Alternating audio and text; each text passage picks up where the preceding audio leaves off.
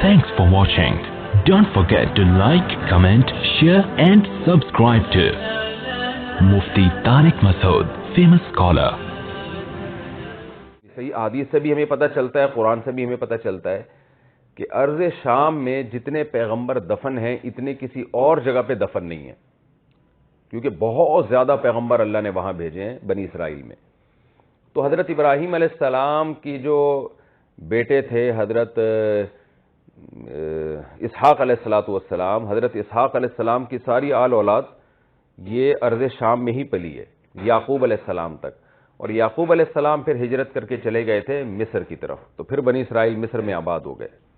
تو جب بنی اسرائیل مصر میں آباد ہوئے اور فرعون نے ان پر ظلم و ستم شروع کر دیا، تو ان کا جو اصل وطن تھا شام، وہاں پر قوم عمالقہ کا قبضہ ہو گیا تھا اور بڑے طاقتور لوگ تھے۔ تو اب اللہ نے بنی اسرائیل جب اسٹیبل ہو گئے اور فرعون کے ظلم سے ان کو نجات ملی، تو اب اللہ تعالیٰ نے بنی اسرائیل کو حکم دیا کہ بھئی اب اپنی اصل زمین جو تمہارے باپ دادا کی تھی، جہاں تم نے شریعت کو نافذ کرنا ہے، اسلام کو نافذ کرو گے وہاں جا کے، تو اس زمین پر غیر مسلم قوموں نے قبضہ کر لیا ہے جو خدا کے باغی ہیں، خدا کے نافرمان ہیں۔ تو اب موسیٰ کلیم اللہ کی قیادت میں تم نے جنگ لڑنی ہے اور اس قوم پہ قبضہ کرنا ہے، تم نے اس زمین پہ قبضہ کرنا ہے۔ تو یہ اس آیت کا شان، یعنی اس رکوع کا جو پس منظر ہے وہ یہ ہے۔ تو اب ہم اسی میں پڑھتے ہیں، وَإِذْ قَالَ مُوسَىٰ لِقَوْمِهِ، اس وقت کو یاد کرو جب موسیٰ نے اپنی قوم سے کہا۔ اب دیکھیں موسیٰ علیہ السلام چونکہ اب قوم کو جہاد کی ترغیب دے رہے ہیں نا، کہ اب ہم نے لڑنا ہے، تو لڑنے سے پہلے اللہ کی نعمتوں کا تذکرہ کر رہے ہیں تاکہ جہاد کے لیے موٹیویشن ملے، ان کو حوصلہ ملے ان کو۔ تو اللہ کی نعمتوں کا تذکرہ کیا جا رہا ہے، بھئی اللہ نے تم پر بہت زیادہ نعمتیں دی ہیں، اب کچھ اللہ کا بھی تم سے مطالبہ ہے وہ کرو۔ وَإِذْ قَالَ مُوسَىٰ لِقَوْمِهِ، اس وقت کو یاد کرو جب موسیٰ نے اپنی قوم سے کہا، یا قوم اذکروا، اے میری قوم یاد کرو، نعمت اللہ علیکم، اللہ کی تم پر جو نعمتیں ہوئی ہیں ان کو یاد کرو۔ وہ کون سی نعمتیں؟ وہ دنیاوی نعمتیں بھی ہوئی ہیں اور اخروی نعمتیں بھی ہوئی ہیں۔ آخرت کے لحاظ سے نعمتیں ہوئی وہ کیا تھیں؟ اذ جعل فیکم انبیاء، جب اللہ نے تم میں پیغمبروں کو بنایا، یعنی کتنے پیغمبر تم میں آ چکے ہیں، اسحاق علیہ السلام، یعقوب علیہ السلام، یوسف علیہ السلام، اور ان کے بعد بھی بہت سارے، قرآن سے پتہ چلتا ہے کہ بہت زیادہ پیغمبر آئے ہیں۔ تو اتنے سارے پیغمبر اللہ نے تمہارے اندر بھیجے، وجعلکم ملوکا، اور تمہیں میں بادشاہ بھی بنائے اللہ نے، یعنی تمہیں زمین میں حکومتیں بھی دی ہیں۔ جیسے مصر میں اللہ نے تمہیں حکومت دے دی، تو اس سے پتہ چلتا ہے کہ اس سے پہلے بھی ان کو حکومتیں ملی ہیں۔ وَآتَاكُمْ، اور تمہیں وہ کچھ نعمتیں دی ہیں، مَا لَمْ يُؤْتِ أَحَدًا مِّنَ الْعَالَمِينَ، جو جہان میں کسی کو بھی نہیں دی ہیں، یعنی اتنی بڑی بڑی نعمتیں اور اس نوعیت کی نعمتیں جو پہلے کسی کو نہیں ملی ہیں۔ ان میں کیا ہے کہ تمہارا دشمن جو فرعون تھا، بغیر جنگ کے، بغیر تمہاری لڑائی کے، اللہ نے اس کو خود پانی میں غرق کر دیا اور پوری قوم کو ڈبو دیا اللہ تعالیٰ نے۔ تو یہ کتنی بڑی نعمت ہے۔ پھر موسیٰ علیہ السلام کو جو معجزے ملے عجیب نوعیت کے، وہ بھی اصل میں تمہیں کو نعمتیں دی اللہ تعالیٰ نے۔ تو اس طرح کی بے شمار نعمتیں جو اللہ نے تم پر کی ہیں، جن کا قرآن میں جگہ جگہ تذکرہ آتا رہتا ہے، وہ نعمتیں جو اللہ نے کسی کو نہیں دی۔ تو بنی اسرائیل پر حضرت موسیٰ نے اللہ کا یہ احسان کا تذکرہ کر کے اب ان کو حکم دیا جا رہا ہے جہاد کا۔ یا قومی، اے میری قوم، ادخلوا الارض مقدسہ، مقدس سرزمین، مقدس کہتے ہیں پاکیزہ، برکت والی سرزمین، اس سرزمین میں داخل ہو۔ اس میں بھی اصل میں موٹیویشن ہے کہ اللہ تمہیں جو جہاد کا حکم دے رہا ہے، کسی ایسے علاقے کو فتح کرنے کا حکم نہیں دے رہا جس میں برکتیں نہ ہو، بلکہ ایسی جگہ پر لڑائی کا حکم دے رہا ہے جس میں حقیقت میں بھی برکتیں ہیں۔ یعنی مقدس سرزمین کے لیے لڑنا تو اور زیادہ مقدس ہوتا ہے نا۔ ایک لڑائی ہوتی ہے آپ اپنے گھر کے لیے لڑ رہے ہیں، ایک لڑائی ہوتی ہے آپ اپنی کنٹری کے لیے لڑ رہے ہیں، یہ سب ٹھیک ہے، جائز لڑائی ہیں، مقدس لڑائی ہیں، لیکن ایک لڑائی وہ ہوتی ہے جو مکہ یا مدینہ کے لیے لڑی جا رہی ہو۔ تو بنی اسرائیل کا تو وہ مکہ مدینہ تھا، بیت المقدس جو تھا اور ارض شام جو تھی، وہ تو ان کے لیے ایسے تھا جیسے ہمارے لیے مکہ اور مدینہ۔ تو اس مقدس سرزمین کے لیے، اس مقدس سرزمین میں داخل ہو جاؤ، کتب اللہ لکم۔ تو یہ دوسری، یعنی تین طرح سے ان کو موٹیویٹ کیا جا رہا ہے، حوصلہ دیا جا رہا ہے۔ ایک، اللہ کی نعمتیں گنوا کے کہ اللہ نے تم پر دنیاوی احسان بھی کیے، اخروی بھی، اس کا بھی تقاضا ہے کہ تمہیں جو جہاد کا حکم دیا جا رہا ہے وہ تم پورا کرو۔ دوسری موٹیویشن اس سے مل رہی ہے کہ وہ زمین معمولی زمین نہیں ہے، بڑی مقدس زمین ہے، اور تیسری موٹیویشن اس سے مل رہی ہے کتب اللہ لکم،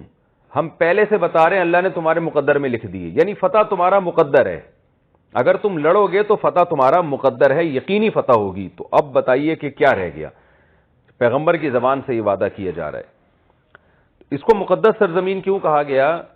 علماء نے اس کی تقریباً سارے مفسرین ایک ہی وجہ بیان کرتے ہیں کہ اس میں بہت زیادہ پیغمبر دفن ہے، تو اس سے یہ بھی پتہ چلتا ہے کہ کسی جگہ پیغمبر کا یا نیک لوگوں کا دفن ہونا، اس سے بھی اس جگہ کا مقدس ہونا اور بابرکت ہونا لازم آتا ہے۔ یہی وجہ ہے کہ حضرت ابو بکر نے خواہش ظاہر کی تھی کہ مجھے نبی کے پہلو میں دفن کیا جائے، حضرت عمر نے بھی یہی خواہش ظاہر کی، فرمایا وَلَا تَرْتَدُّوا عَلَىٰ أَدْبَارِكُمْ، تو اس زمین میں داخل ہو اور اپنی پشت کے بل پیچھے نہ ہٹنا، کیونکہ جب پیچھے ہٹتا ہے انسان تو پشت کے بل ہی ہٹتا ہے نا، پلٹ کے بھاگتا ہے پھر وہ۔ فَتَنْقَلِبُوا خَاسِرِينَ، تو تم لوٹو گے خسارے والے ہو کر، یعنی پھر اللہ کی طرف سے عذاب بھی بہت سخت آئے گا۔ تو کتنی طرح سے ان کو 3 طرح سے موٹیویشن دی گئی، موٹیویٹ کیا گیا، حوصلہ دیا گیا، مگر ایسے نالائق کہ کسی ترغیب کا بھی ان پہ کوئی اثر نہیں ہوا۔ 3 طرح سے ترغیبیں دی گئی، ایک کا بھی اثر نہیں ہوا، اور کیا کہنے لگے؟ انہوں نے اپنے جاسوس بھیجے بنی اسرائیل نے۔ یہ احادیث میں اور صحابہ کے اقوال میں ہمیں یہ تفسیر ملتی ہے جو میں ابھی آپ کے سامنے پیش کر رہا ہوں، اس کا قرآن میں براہ راست تذکرہ نہیں ہے۔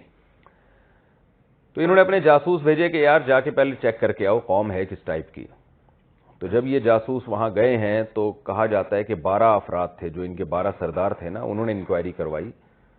تو جب دیکھا کہ یار یہ تو بڑے طاقتور لوگ ہیں اور بہت سخت قوم ہے، تو یہ ڈر گئے لڑنے سے۔ تو انہوں نے معاہدہ کیا کہ ہم اپنی قوم کو جا کے ڈرائیں گے نہیں، بلکہ ہم اپنی قوم سے یہی کہیں گے کہ کمزور لوگ ہیں۔ تو یہ جب 12 کے 12 واپس آئے نا، تو یہ خود بھی ڈرے ہوئے تھے، تو انہوں نے قوم کے سامنے یہ کہنا شروع کر دیا بھائی وہ تو بہت ہی، یعنی اپنے معاہدے سے خود ہی مکر گئے،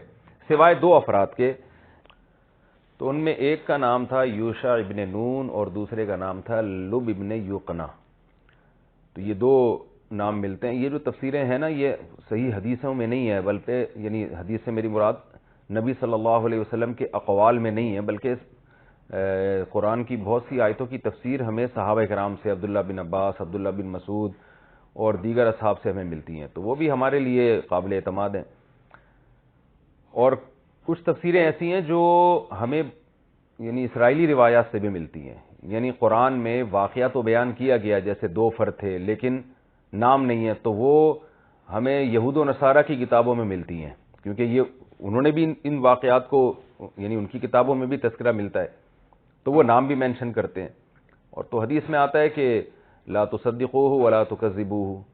کہ نہ ان کی تصدیق کرو نہ تکذیب کرو، اور خاص طور پہ جب نام کوئی بیان کر رہا ہے تو اس میں غالب امکان یہ ہوتا ہے کہ اس میں جھوٹ کا امکان بہت کم ہے، کیونکہ تاریخی چیزوں میں نام مینشن کرنے میں کسی کا کوئی ذاتی فائدہ نہیں ہے۔ بہرحال تو یہ جو یوشع ابن نون تھے اور یہ دوسرے لب ابن یوقنا تھے، انہوں نے کہا کہ انہوں نے جا کے صحیح بات کی، اور انہوں نے کہا، قوم کو ترغیب دی، جس کا قرآن میں یہاں تذکرہ ملتا ہے کہ قال رجلان من الذین یخافون انعم اللہ علیہما، اللہ فرماتے ہیں 2 وہ فرد، پہلے میں یہ ترجمہ کر دیتا ہوں، وَإِنَّا لَن نَدْخُلَهَا حَتَّى يَخْرُجُوا مِنْهَا، موسیٰ علیہ السلام سے وہ، یعنی یہ جب قوم نے آ کے کہا نا کہ یہ بڑے خطرناک لوگ ہیں اور ہم نہیں جا سکتے، تو 2 فرد نے کہا کہ نہیں، بلکہ ان کو ترغیب دی، وہ ترغیب جو قرآن کے الفاظ ہیں میں اسی کا ترجمہ کر دوں گا انشاءاللہ آپ کے سامنے۔ تو وہ قوم کیا کہنے لگی؟ یا موسیٰ ان فیہا قوما جبارین، جب ان جاسوسوں نے آ کے بتایا کہ بڑے سخت لوگ ہیں تو یہ قوم پیچھے ہٹ گئی، اور کیا کہنے لگی؟ اے موسیٰ ان فیہا، وہاں تو ایک قوم ہے جبارین، بہت سخت قوم ہے، وَإِنَّا لَن نَدْخُلَهَا، اور ہم ہرگز اس زمین میں داخل نہیں ہو سکتے، حَتَّى يَخْرُجُوا مِنْهَا، یہاں تک کہ وہ زمین چھوڑ کے پہلے خود ہی نکل جائیں۔ یعنی ہم آدھے حکم پر عمل کر رہے ہیں، آدھے پہ نہیں۔ آپ نے کہا تھا کہ زمین میں داخل ہو اور لڑ کے داخل ہو، تو زمین میں داخل ہونے کا حکم تو ہمیں منظور ہے، لڑائی کر کے داخل ہونے کا حکم ہمیں منظور نہیں ہے، تو بہت ہی یعنی ایک یوں سمجھیں کہ بد تہذیبی کی بات ہو گئی نا۔ تو ہم اس میں داخل نہیں ہوں گے، فَإِن يَخْرُجُوا مِنْهَا، ہاں اگر وہ وہاں سے نکل جاتے ہیں، فَإِنَّا دَاخِلُونَ، تو ہم چلے جائیں گے۔ تو آپ دیکھیے کیسے ایک بدتمیزی والا لب و لہجہ ہے، جب انسان کسی حکم پر عمل نہ کرے نا تو بھی اس کا ایک خاص طریقہ ہوتا ہے کہ عذر کر لے کہ ہم بہت کمزور ہیں، آپ کا حکم بالکل صحیح ہے اور لیکن ہم نالائق ہیں، ایک یہ طریقہ بھی ہوتا ہے، اور ایک یہ طریقہ ہوتا ہے کہ کلیئر کٹ منع کر دیا جائے۔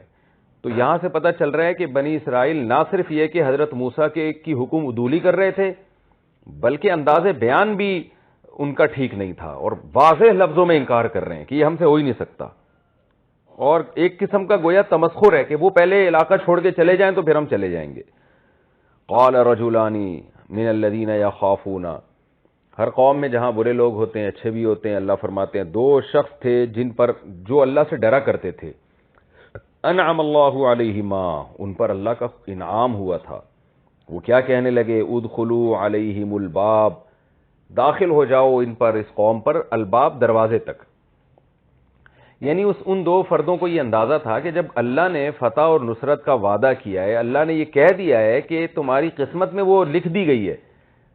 تو تم لڑو تو صحیح نا۔ تو اس سے پتہ چلتا ہے کہ پوری لڑائی بھی ضروری نہیں ہے، ہم تھوڑی سی ہمت کریں گے اور انشاءاللہ وہ قوم پر روب بیٹھے گا، وہ بھاگ جائے گی۔ تو یہاں سے انہوں نے اندازہ لگایا ہوگا حضرت موسیٰ علیہ السلام کی اس بات سے کہ جب فتح اور نصرت ہے تو زیادہ قربانی اللہ تعالی ہم سے انشاءاللہ نہیں لے گا، ہم دروازے تک جائیں گے۔ یعنی کہ انہوں نے اس بات کا امکان ہے کہ یہ خود سے اندازہ لگایا ہو کہ بھئی اللہ، موسیٰ کلیم اللہ ہمارے درمیان موجود ہیں، آج تک اللہ نے جتنے ہم سے وعدے کیے سارے پورے کیے ہیں، اور کیسے فرعون کو غرق کیا، تو اب اللہ یہ چاہتا ہے کہ ہم تھوڑا سا کچھ تو کریں نا۔ تو اس لیے انہوں نے ان سب چیزوں کے مقدمات سے اندازہ لگایا، اور اندازہ لگا کے ان کو یقین ہو گیا کہ بھئی فتح اور نصرت ہوگی، تو اپنی قوم کو سمجھانے لگے کہ دروازے میں داخل ہو جاؤ، فَإِذَا دَخَلْتُمُوهُ، تم دروازے تک پہنچو گے، فَإِنَّكُمْ غَالِبُونَ، تم غالب آ جاؤ گے، وہ قوم بھاگ جائے گی۔ وَعَلَى اللَّهِ فَتَوَكَّلُوا، اور میری قوم اللہ پر توکل کرو، ان کنتم مومنین، اگر تم مومن ہو۔ ہمارے حضرت مفتی رشید احمد صاحب رحمہ اللہ تعالی جب یہ آیت پڑھتے تو فرماتے وہ دو شخص بنی اسرائیل کے کتنے خوش قسمت ہیں کہ اللہ اپنی آخری کتاب میں ان دونوں کا تذکرہ کر رہا ہے، اور ان دونوں کی اس صفت کو بھی بیان کر رہا ہے کہ یہ اللہ سے ڈرتے بھی تھے اور اللہ نے ان پر انعام کیا، یعنی گویا مہر لگ گئی کہ یہ انعام یافتہ لوگوں میں تھے۔ تو کیسے خوش قسمت تھے، اور اس خوش قسمتی کی وجہ کیا ہے کہ تھوڑے تھے، پوری قوم ایک طرف تھی، یہ دو آدمی ایک طرف تھے۔ تو جب بھی کوئی چیز تھوڑی ہوتی ہے اس کی قدر و منزلت بڑھ جاتی ہے۔ تو قوم کو وہ ترغیب دے رہے ہیں کہ بھئی تم دروازے تک جاؤ گے، انشاءاللہ غلبہ ہو جائے گا، لیکن قوم بڑی ڈھیٹ۔ قالوا یا موسیٰ، کہنے لگے اے موسیٰ، انا لن ندخلها ابدا ما داموا فيها، ہم کبھی بھی اس میں ہرگز داخل نہیں ہوں گے جب تک وہ قوم وہاں موجود ہے۔ فاذهب انت وربك فقاتلا، آپ جائیں، آپ کا رب جائیں، دونوں جا کے لڑیں، انا هاهنا قاعدون، ہم یہیں بیٹھے ہوئے ہیں۔ یہ ایک قسم کا تمسخر بھی تھا، اور حکم عدولی تو بہرحال واضح ہے۔ حضرت موسیٰ علیہ السلام یہاں بالکل تنگ ہو گئے کہ اتنے معجزے اس قوم کو دکھا دیے ہم نے، فرعون کو اللہ نے غرق کر دیا، اور سارے معاملات اپنی آنکھوں سے یہ دیکھ رہے ہیں، کوہ طور کو اٹھا لیا گیا، ان کو یعنی اتنے سارے معجزے دیکھیں، اور اب اللہ وعدہ کر رہا ہے کہ دروازے تک جاؤ، بس ہمت تو کرو نا، فتح نصرت تمہارا مقدر ہے۔ اس کے باوجود بھی یہ قوم مان نہیں رہی ہے۔ تو اب یہاں حضرت موسیٰ علیہ السلام نے اللہ سے دعا مانگی کہ اے اللہ مجھے اس قوم سے اب تو دور کر دے۔ وہی دعا مانگ رہے ہیں، قال ربی، اے میرے رب، پہلے تو اپنا عذر پیش کر رہے ہیں کہ اللہ اس قوم میں مجھے شامل نہ کرنا، یعنی یہ جو قوم نالائقی کر رہی ہے، تو نے مجھے اس قوم کا مقتدی اور رہبر بنایا، تو ایسا نہ ہو کہ تو مجھے بھی مجرم ٹھہرا دے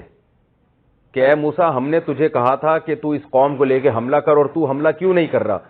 تو اس لیے اپنا عذر پہلے پیش کر رہے ہیں، ربی انی، اے میرے رب، لا املک الا نفسی و اخی، اے اللہ میں اپنی جان کا اور اپنے بھائی ہارون کا مالک ہوں، میں تیری نافرمانی کروں تو مجھ سے پوچھ، میرا بھائی تیری نافرمانی کرے جس پر تو نے مجھے مکمل کنٹرول دیا ہے، تو مجھ سے سوال کر، قوم پر میرا کنٹرول نہیں ہے، اب تو یہ کر لے، ففرق بیننا، ہمارے یعنی میں اور میرے بھائی، اور بین القوم الفاسقین، اور اس فاسق قوم سے جو تیری حدود کو توڑنے والی ہے، اب تو مجھے اس قوم سے ہمیشہ کے لیے جدا کر دے، میں اس قوم کے ساتھ اب مزید نہیں چل سکتا، اس قوم کا میں نجات دہندہ ہوں، اور تو نے میرے ذریعے سے اس قوم پر اتنے احسانات کیے، مگر یہ قوم خود کچھ کرنے کے لیے تیار نہیں ہے۔ یہاں ایک سوال پیدا ہوتا ہے کہ حضرت موسیٰ نے جو یہ فرمایا کہ اللہ میں اپنے بھائی کا اور اپنا مالک ہوں، تو سوال پیدا ہوتا ہے وہ جو 2 انعام یافتہ لوگ تھے ان کو بھی حضرت موسیٰ علیہ السلام کو شامل کرنا چاہیے تھا کہ ان کا بھی میں مالک ہوں۔ تو علماء نے اس میں یہ بیان کیا ہے کہ وہ چونکہ پیغمبر نہیں تھے اور تھے تو بنی اسرائیل میں سے ہی، تو عین ممکن ہے حضرت موسیٰ کو اس بات کا خوف ہو کہ بھئی ابھی تو وہ بہت اچھی باتیں کر رہے ہیں، ایسا نہ ہو کہ کل اس سے بڑی کوئی آزمائش آئے تو وہ بھی پیچھے ہٹ جائیں۔ تو اور یہ موقع جلال کا موقع تھا نا، اور بیزاری کا موقع تھا، تو بیزاری کے موقع میں تنگ کلام کیا جاتا ہے۔ یہ ایک بلاغت کا بھی اصول ہے کہ جب آپ کسی چیز سے بیزار ہوتے ہیں تو کلام میں بھی اسی طرح کی تنگی پیدا کی جاتی ہے۔ تو اس لیے موسیٰ علیہ السلام ایک بیزاری کے عالم میں کہہ رہے ہیں کہ اللہ میرا کنٹرول اپنے اوپر اور میرے بھائی کے اوپر ہے، باقی میں کسی کا ذمہ دار نہیں ہوں، کیونکہ میرا کسی پہ کنٹرول نہیں ہے۔ تو اگرچہ وہ 2 انعام یافتہ لوگ بہت نیک تھے، لیکن حضرت موسیٰ نے ایسے موقع پہ ان کو اس میں شامل نہیں کیا کہ میرا ان پہ کنٹرول ہے، کیونکہ اس بات کا عین ممکن ہے حضرت موسیٰ کو خوف ہو کہ بھئی پوری قوم نالائق ہے، تو ایسا نہ ہو کل وہ بھی کچھ میرے حکم کی خلاف ورزی کریں، اور میں پہلے اللہ سے معاہدہ کر چکا ہوں کہ میں اپنا کنٹرول مجھے اپنے اوپر کنٹرول، اپنے بھائی پر، ان 2 آدمیوں پہ بھی کنٹرول ہے، تو کل وہ کوئی نافرمانی کریں تو پھر اللہ کہے گا کہ آپ نے تو کہا تھا میں ان کا بھی مکلف ہوں۔ تو اس لیے حضرت موسیٰ نے ان کو شامل نہیں کیا۔ بعد میں بہرحال یہ ہمیں روایات سے پتہ چلتا ہے کہ وہ دونوں نیک لوگوں کی فہرست میں ہی شامل رہے ہیں۔ تو اللہ تعالیٰ نے حضرت موسیٰ علیہ السلام نے جب یہ دعا مانگی تو اللہ تعالیٰ نے یہ دعا قبول کی، اور اس انداز سے قبول کی کہ حضرت موسیٰ اور ہارون کو بھی اس قوم سے جدا کر دیا، لیکن اس قوم کو الگ سے سزا بھی ملی ہے۔ وہ کیا سزا تھی؟ قال، اللہ فرماتے ہیں فَإِنَّهَا، اے موسیٰ تو ٹھیک ہے، تو کا مطلب تیری دعا کا یہ نتیجہ ہے، اِنَّهَا مُحَرَّمَةٌ عَلَيْهِمْ، یعنی ایک نتیجہ تو وہ ہے جو آپ نے مانگا ہے، آپ نے یہ نتیجہ مانگا کہ ہم آپ اور آپ کے بھائی کو اس قوم سے جدا کر دیں، تو وہ تو جدائی ہو جائے گی۔ کیسے کہ حضرت موسیٰ اور حضرت ہارون علیہ السلام کو اللہ نے موت دے دی، وفات دے دی، اور وہ اپنی طبعی موت انتقال کر گئے۔ لیکن چونکہ ہم ایک پیغمبر کو ان سے اب چھین رہے ہیں ان کی گناہوں کی وجہ سے، تو اب ان کو سزا بھی ملے گی۔ تو صرف اتنا نہیں ہے کہ آپ کو اس قوم سے ہم جدا کر دیں، بلکہ اب اس قوم کو سزا ملے گی۔ وہ سزا کیا ہے؟ انہا محرمۃ علیہم، یہ زمین پر حرام کر دی گئی ہے 40 سنۃ، 40 سال تک، یتیہون فی الارض، اور جس زمین میں ابھی یہ موجود ہے جس کو وادی تیہ کہا جاتا ہے، ایک میدان تھا، یہ اس میں 40 سال حیران سرگردان سر پھٹولتے رہیں گے۔ کیا مطلب کہ ان کو کوئی شہر ملے گا ہی نہیں، یعنی ان کی عقل اللہ ایسی معاف کر دے گا کہ ستاروں کے ذریعے، پہاڑوں کے ذریعے، علامات کے ذریعے ان کو راستہ ہی نہیں ملے گا۔ جیسے آپ کسی صحرا میں جائیں نا اور راستہ گم ہو جائے، اور نہ ستاروں کی مدد سے راستے کا پتہ چل رہا ہو، نہ کسی، تو آپ کیسے بڑے صحرا میں آپ بھٹکتے پھرتے ہیں۔ تو اب یہ اسی صحرا میں 40 سال تک بھٹکتے پھریں گے، اور اسی میں جو ہے نا وہ سر پھٹولتے رہیں گے، اور تلاش کریں گے کہ کاش کوئی ہمیں شہر مل جائے جہاں ہم سہولتوں سے لطف اندوز ہو سکیں، اور جہاں ہم ٹھہر سکیں، کوئی گھر مل جائے، کوئی ہمیں ٹھکانہ مل جائے۔ یعنی اپنے گھروں کو بھی اب یہ واپس نہیں جا سکتے جس شہر سے یہ آئے ہیں اس وقت، تو اسی زمین میں اللہ ان کو سزا دے گا۔ یتیہون فی الارض، اسی میں یہ گھومتے رہیں گے۔ فلا تأس علی القوم الفاسقین، اے موسیٰ آپ نے فاسق قوم پر ترس نہیں کھانا ہے، افسوس نہیں کرنا ہے۔ اللہ تعالیٰ کو یہ معلوم تھا کہ حضرت موسیٰ جب یہ سزا سنیں گے تو ان کو افسوس ہوگا، بنی اسرائیل پر ترس آئے گا کہ اللہ میں نے تو صرف اتنی سزا مانگی تھی کہ مجھے اور میرے بھائی کو اس قوم سے جدا کر دے، تو نے تو اس قوم کو ایک الگ عذاب میں ڈال دیا ہے۔ تو اس لیے اللہ نے فرمایا کہ یہ میری طرف سے عذاب ہے، اب آپ کو اس پر افسوس کرنے کی بھی اجازت نہیں ہے، اس کے گناہ کا وبال ہے جو اس پہ پڑنا تھا۔ تو پھر تفسیر کی کتابوں میں ہے، صحابہ کرام سے منقول ہے کہ کچھ دن کے بعد حضرت موسیٰ علیہ السلام اور ہارون، سب سے پہلے حضرت ہارون علیہ السلام کا انتقال ہوا اسی میدان میں، اور پھر اسی میدان میں حضرت موسیٰ علیہ السلام کا بھی انتقال ہوا، اور بالآخر بنی اسرائیل ان 2 جلیل القدر پیغمبروں سے محروم ہو گئے، اور اللہ نے یوشع ابن نون، جو انعام یافتہ لوگوں میں سے تھے جن کا تذکرہ پہلے گزر چکا ہے کہ 2 شخص جو انعام یافتہ تھے انہوں نے کہا کہ لڑو، تو یوشع ابن نون کو اللہ تعالیٰ نے نبوت عطا فرمائی، اور یوشع ابن نون پھر بنی اسرائیل کے قائد رہے۔